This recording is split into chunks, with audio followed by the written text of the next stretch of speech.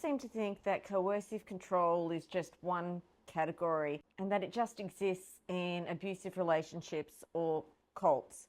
But it's a little bit more complex than that. It can show up in many places.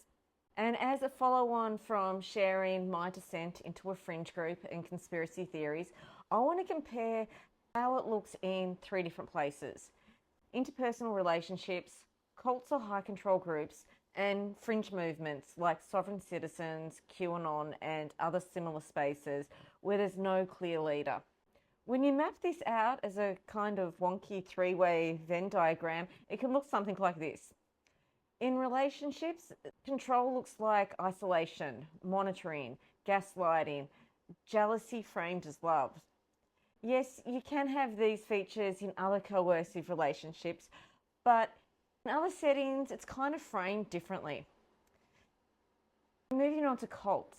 Here it becomes a little bit more structured, where the leaders, the doctrine, the hierarchy, information control, and punishment are all used as tools to prevent people from disagreeing with the leader or going into dissent. And then moving on to fringe groups, where in many instances there is no obvious leader.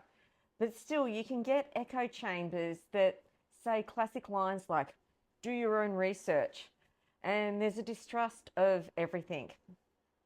There's also a kind of really subtle identity hijacking in this category, in which people get built up with this grandiose idea that they are a select few who can scour the right parts of the internet, which have led them to the so-called ultimate truth. So all these differences are a bit subtle and nuanced. The overlaps come in with things like if you're comparing relationships and cults, there's usually one person who becomes the authority. Control in either of these situations can become absolutely total. But if we compare relationships, fringe groups, this is where things start to split. People start seeing loved ones as the enemy. With cults and fringe movements, same mindset. There's an us versus them, a black and white thinking, where influence is often done through fear and group reinforcement. And right in the centre of all 3, you'll find manipulation of reality, a loss of autonomy, emotional pressure that's done through fear, obligation, and guilt. And quite often there'll be punishment for questioning.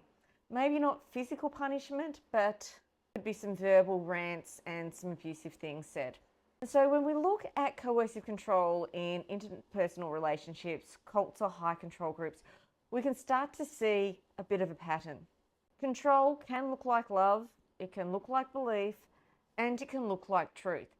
But the underlying mechanisms are often the same.